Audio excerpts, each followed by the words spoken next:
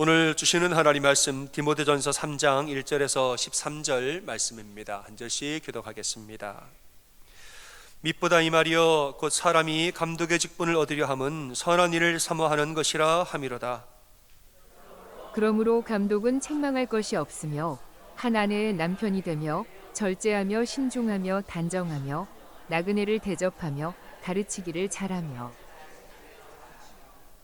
술을 즐기지 아니하며 구타하지 아니하며 오직 관용하며 다투지 아니하며 돈을 사랑하지 아니하며 자기 집을 잘 다스려 자녀들로 모든 공손함으로 복종하게 하는 자라야 할지며 사람이 자기 집을 다스릴 줄 알지 못하면 어찌 하나님의 교회를 돌보리요. 새로 입교한 자도 말지니 교만하여져서 마귀를 정죄하는 그 정죄에 빠질까 하며 또한 외인에게서도 선한 증거를 얻은 자라야 할지니 비방과 마귀의 올무에 빠질까 염려하라. 이와 같이 집사들도 정중하고 일구이언을 하지 아니하고 술에 임박히지 아니하고 더러운 일을 탐하지 아니하고 깨끗한 양심에 믿음의 비밀을 가진 자라야 할지니 이에 이 사람들을 먼저 시험하여 보고 그 후에 책망할 것이 없으면 집사의 직분을 맡게 할 것이요 여자들도 이와 같이 정숙하고 모함하지 아니하며 절제하며 모든 일에 충성된 자라야 할지니라.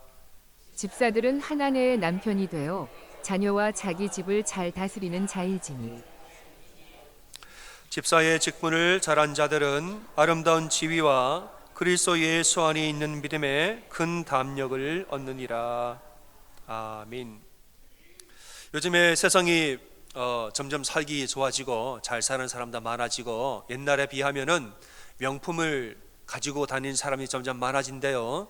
옛날에 그냥 정말 아주 명품하면은 아주 희소하였으나 요즘에는 그래도 좀 풍족한 세상이라 좀 더 가지고 다닌대요. 근데 또 요즘에는 기술력도 좋아져가지고 짝퉁도 그렇게 잘 만든대요. 왜 이렇게 명품 많이 가지고 다니나 보면은 정말 너무너무 잘 만들어서 짝퉁도 잘 만든다는 거, 얼마나 잘 만드는지 구분하기 힘들 정도로 아무리 들여다봐도 모르겠다는 거죠. 근데 어느 분이 명품과 짝퉁을 구별하는 방법을 저 인터넷에 올렸더라고요. 제가 그거 보고 무릎을 쳤습니다. 몇 가지가 있어요. 여러분 혹시 아세요? 이미 알고 계세요? 소개 좀 하겠습니다. 가방을 핸드백을 들고 가다가 갑자기 소나기가 쏟아졌어요. 소나기 올 때 가방을 머리에 이고 가면 짝퉁이고 속에 품고 가면 명품이래요. 이제 모임에 갈 때 가방을 가져가죠. 동창회 들고 가면 진품이고 가족 모임에 가져가면 짝퉁이래요. 어디 이제 집에다가 보관을 할 때 잘 보이는 선반 위에다가 잘 모셔놓으면 명품, 장롱 속에 던져놓으면 짝퉁. 그것도 있어요. 이제 남편이 선물할 때 남편이 결혼 전에 선물한 건 명품, 결혼을 하고 선물한 건 짝퉁. 그런 게 있어요. 여러분, 우리의 신앙 생활에도 명품이 있고 짝퉁이 있는 것은 아닌가, 우리 이런 좀 생각을 해봅니다. 오늘 말씀을 보면은 명품 신앙이 무엇인가, 우리가 신앙을 생활할 때 진짜 신앙이 무엇이고 성숙한 신앙이란 무엇인가, 이걸 말씀해 주시는 것이 이제 오늘 본문입니다. 교회 내에 감독과 집사가 될 사람들의 자격을 이야기를 하고 있습니다. 이런 자가 감독이 되어야 하고 이런 자를 집사를 세워라. 감독이라는 직분은 성경에 나오는 장로와 단어는 달라도 사도 바울은 혼용하여서 어떨 때는 감독이라고 하고 어떨 때는 장로라고 하고 똑같은 말을 할 때도 번갈아 가면서 혼용하는 것을 볼 때는 감독은 장로와도 동일한 직분인 것이죠. 장로의 직분은 뭐냐? 교회를 돌보고 성도들을 말씀으로 가르치는 지도자입니다. 그러니까 교회 전체적인 담임 목회자와 같은 담당자, 지도자인 거죠. 이 감독과 장로는 말씀을 가르쳐야 합니다. 말씀을 먹이고 그들을 교육하고 교회 전체를 책임지는 지도자입니다. 집사는 누구냐? 지도자를 보좌하여서 행정이나 봉사 등의 실무를 담당하는 그런 사람이 집사였다 말하죠.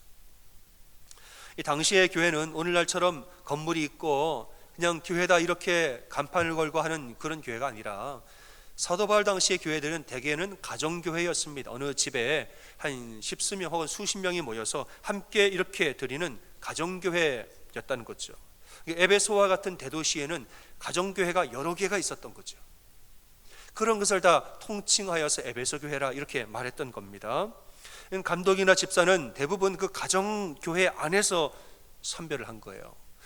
십수명, 많게는 수십 명 안에서 우리 내에서 아주 훌륭한 자를 감독으로 세우고 그를 보좌 할 집사를 우리 안에서 이제 선별해서 세웠다는 거죠. 오늘 본문에서는 그 선별하는 기준에 대해서 이야기를 하고 있습니다. 그 기준은, 선별의 기준이 뭐냐? 저를 따라 좀 하겠습니다. 감독과 집사의 선별 기준은, 저를 따라 하세요. 감독과 집사의 선별 기준은 성숙한 신앙이다.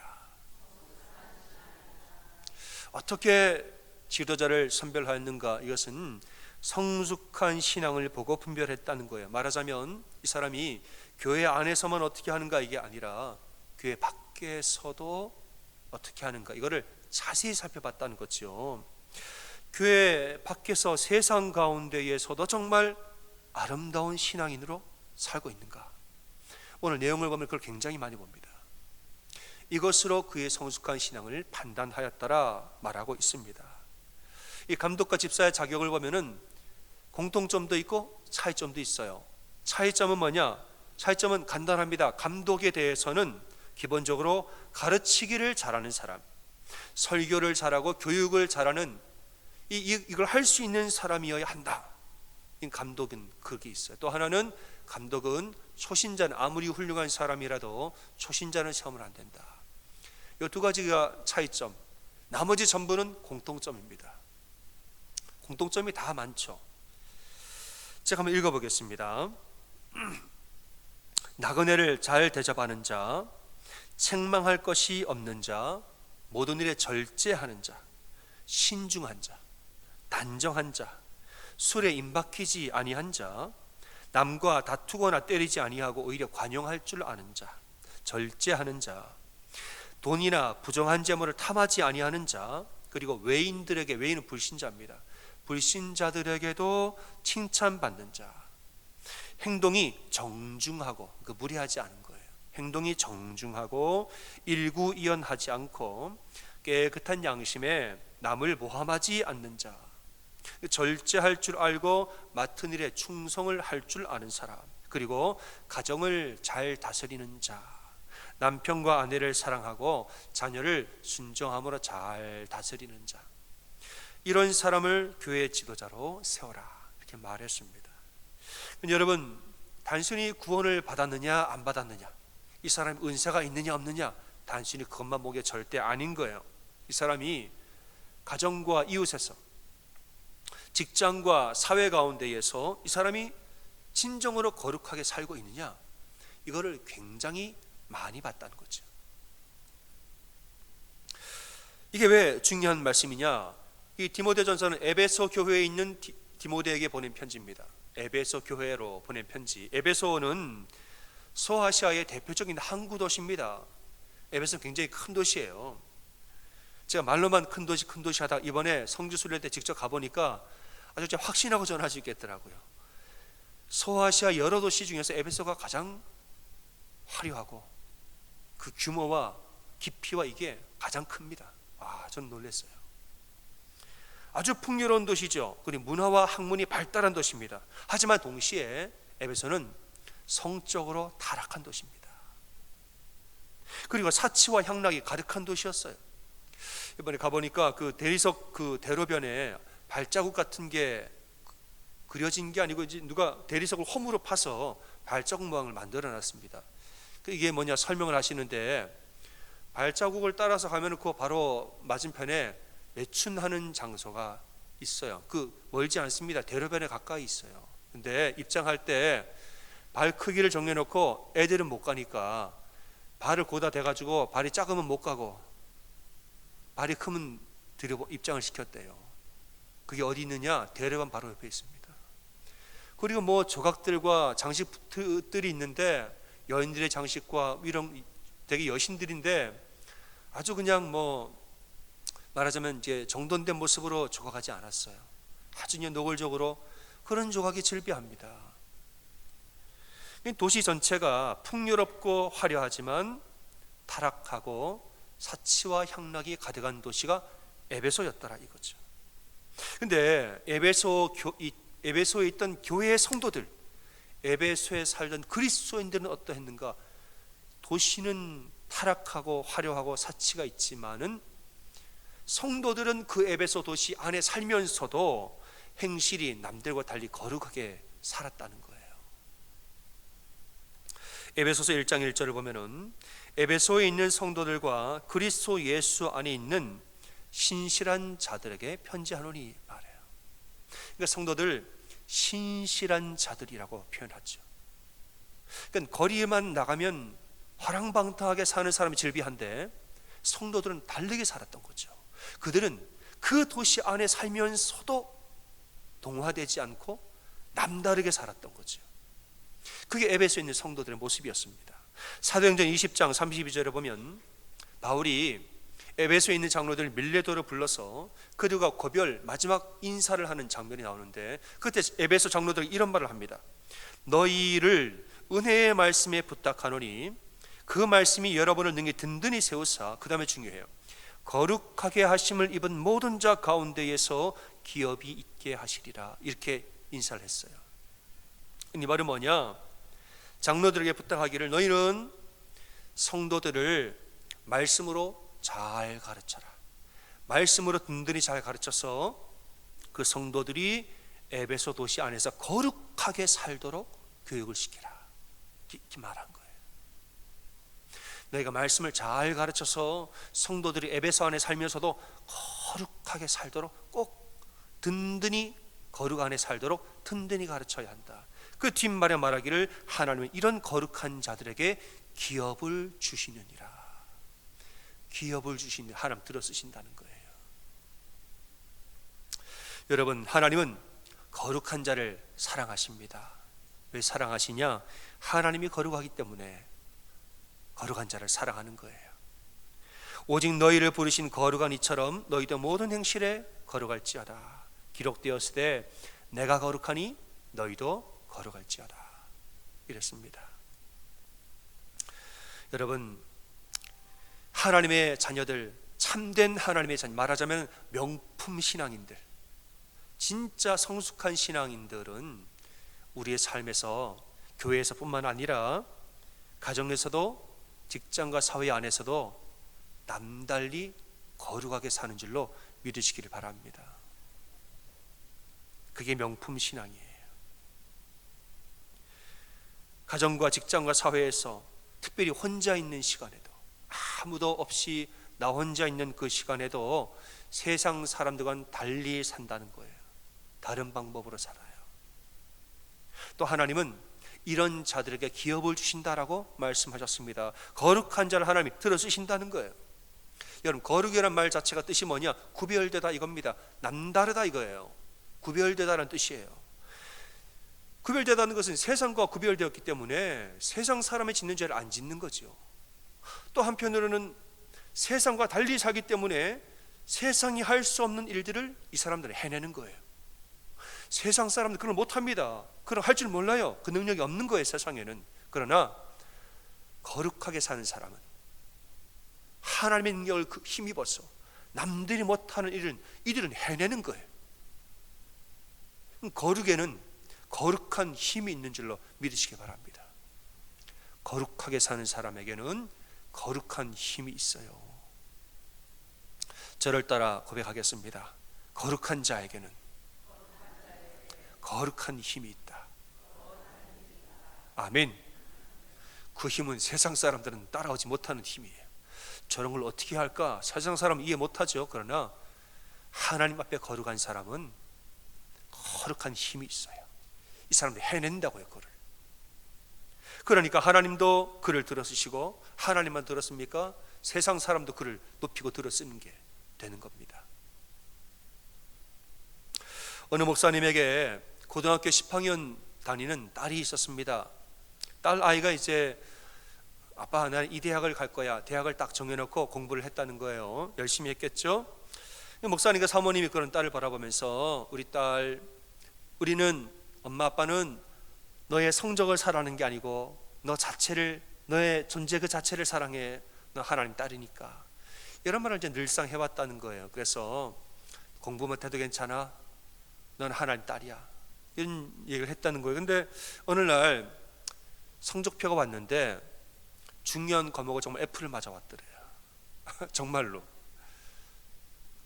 근데 평소에는 너의 성적을 사랑하지 뭐 이렇게 했는데 진짜 F를 맞아오니까 속상하더라는 거예요.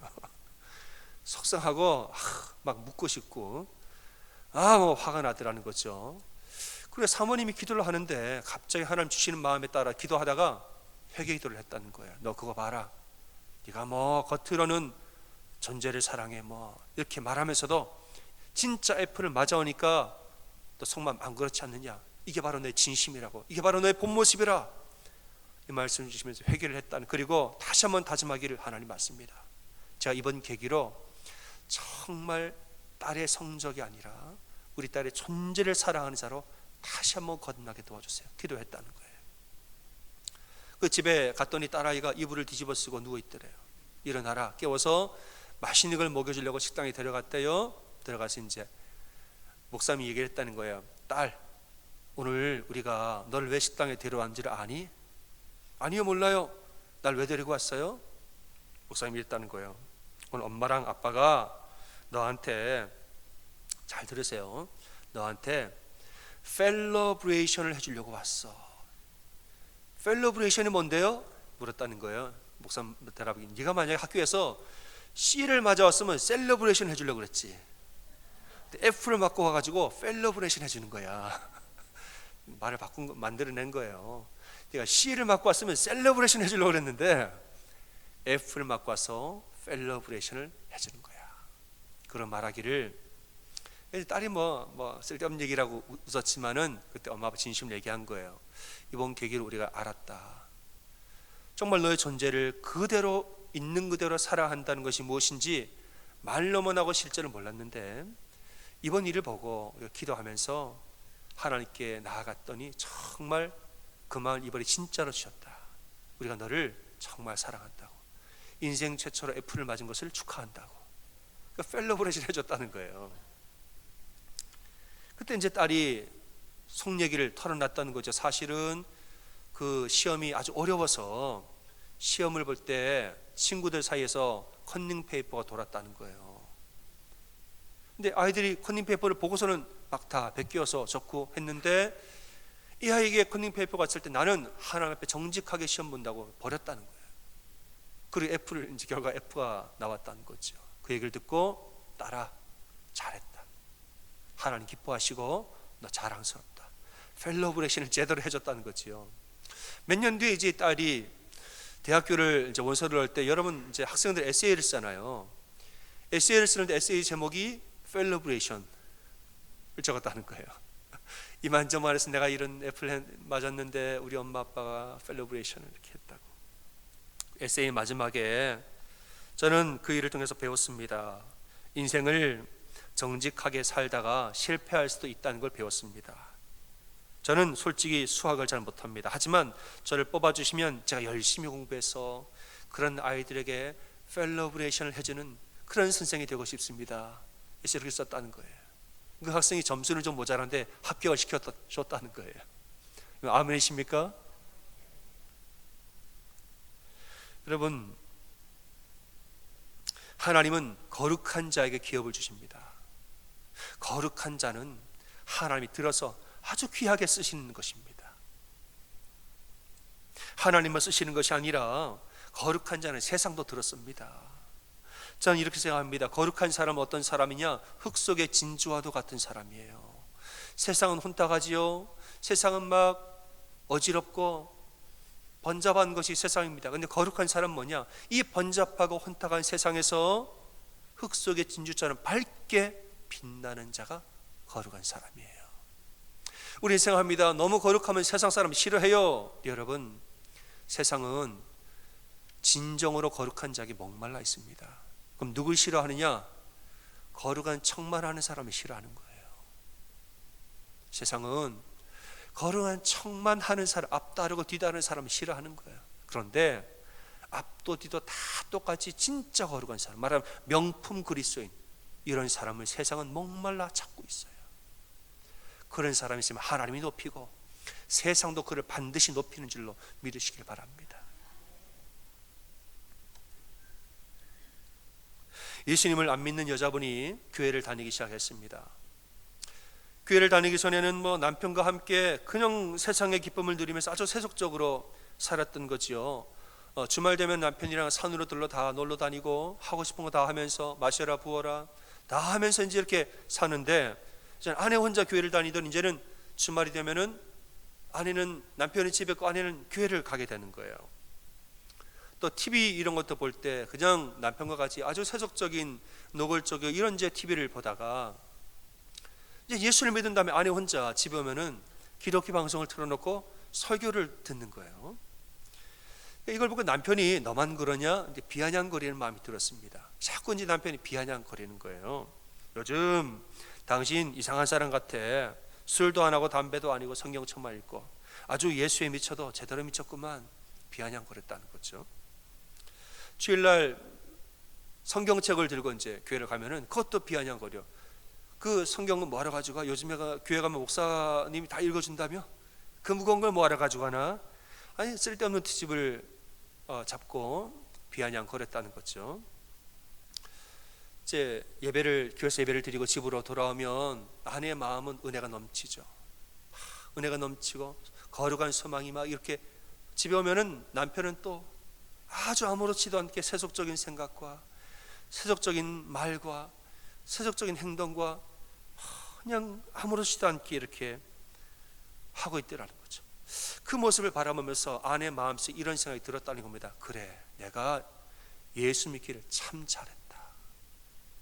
예수 믿기 전에는 나도 똑같이 저렇게 살면서도 뭐가 문제지 아무것도 모르고 당연한 듯이 나도 저렇게 살았는데 내가 예수 믿기를 잘했다. 이제 내가 예수를 믿고 눈이 열리고 마음이 열려서 거룩이 무엇이고 온전한 신앙이 무엇이고 참된 복이 무엇인지 내가 이제 눈이 열리고 마음이 열려서 알게 되어서 내가 예수 믿기를 참 잘했다 들었다는 거예요.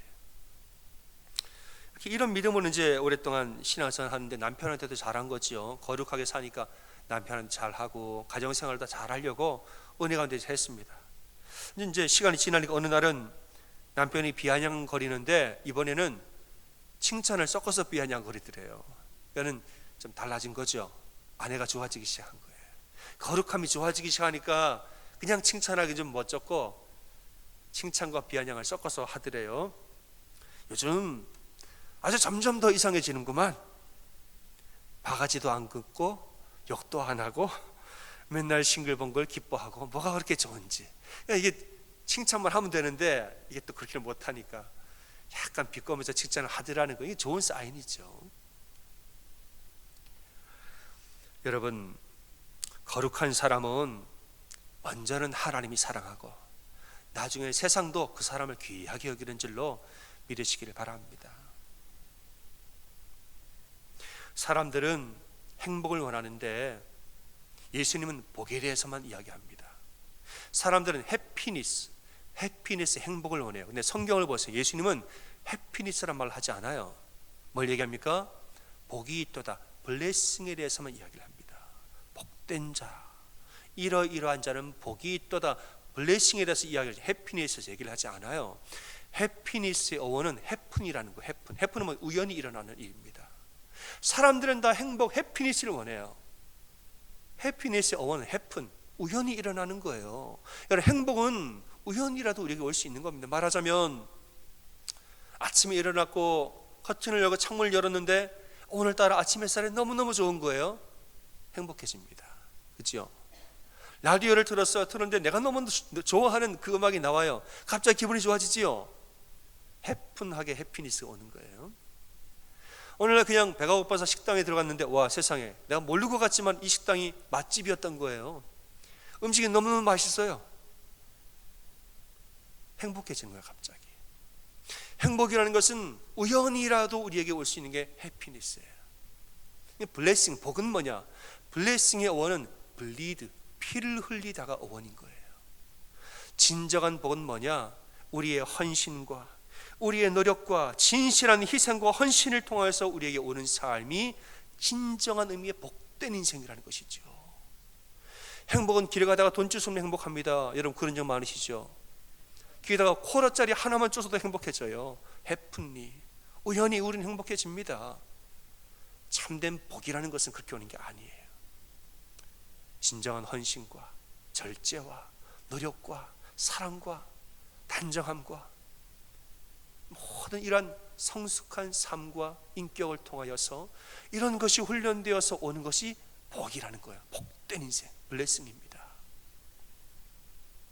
특별히 그리스도인들에게는 하나님 앞에 우리가 블리드, 피 흘림의 제사, 하나님 앞에 온전히 올려드린 나의 피 흘림의 제사, 나 자신이 거룩한 산제물이 되어서 하나님 앞에 나 자신을 온전히 올려드린 이 거룩한 제사, 그리고 하나님 앞에 내가 온전히 거룩하여지고 하나님과 나 사이 온전히 온전한 관계가 되어서 내 인생이 정말 거룩하여질 때 블레싱은 그때 오는 거예요.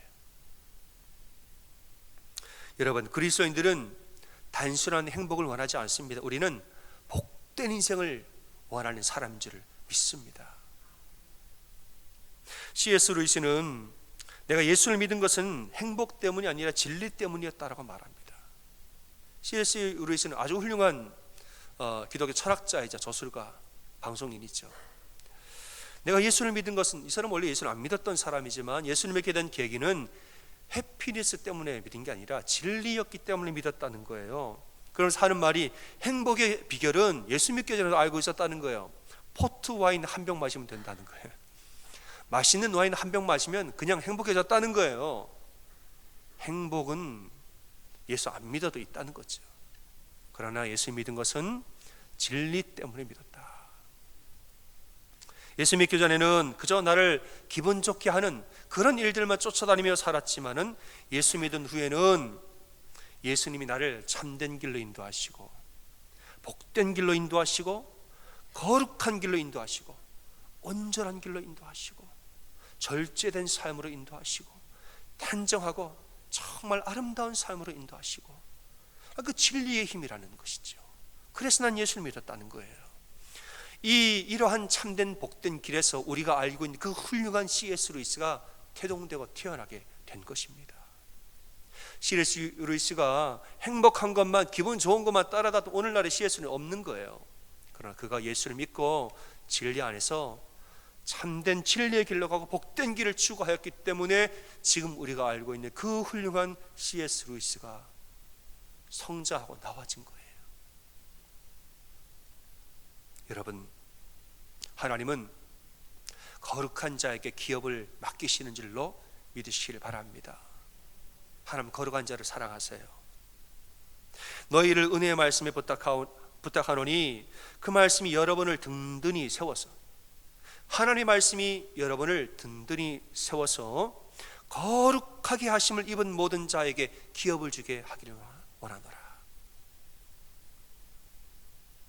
여러분, 하나님은 거룩한 자를 들어쓰십니다.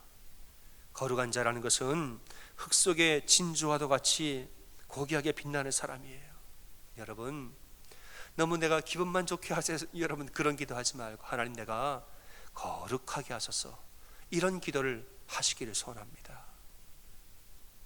모든 일에 절제하고 신중하고 남과 다투지 않고 오히려 관용하고 사랑하며 부정한 재물을 탐하지 않고 우리의 행동이 사람들에게 정중하고 깨끗한 양심에 남을 뒤에서 모함하지 않고 어떤 일을 지나치지 말고 절제할 줄 알고 맡은 일에는 누가 보나 안 보나 충성될 줄 알고, 그리고 가정을 잘 다스리고 남편과 아내를 사랑하고 자녀들을 잘 교육하고 나그네를 대접하며 불신자들에게도 칭찬받는 자. 여러분, 우리 안에 성령님이 충만하게 되면 우리가 이런 성령의 열매를 맺게 되는 줄로 믿으시길 바랍니다. 성령의 은사보다 귀한 것은 성령의 열매예요. 성령님이 충만하다는 것은 성령님이 우리의 영과 혼과 육을 꽉 채워서 우리를 움직이신다는 거죠. 충만하지 않으면 내가 살지, 내 뜻대로 움직이지. 성령이 충만하면 성령님이 나를 움직이시는 거예요. 성령님이 나를 충만하게 채우실 때에는 우리를 거룩한 삶으로 인도하사 이런 열매를 맺게 하십니다. 이렇게 되어지면 내 인생만 복된 인생 되는 게 아니라 우리의 가정과 교회와 이웃들에게도 복이 다 흘러가는 줄을 믿습니다. 사랑하는 여러분, 이 한 주간 여러분 사시면서 세상과 똑같이 살지 말고, 여러분 세상 따라가지 말고 믿음 안에서 거룩하게 사시기 바랍니다. 그래서 여러분 정말 참으로 복된 인생, 참으로 복된 인생 사는 여러분 다 되시기를 주님의 이름으로 축원합니다. 아멘.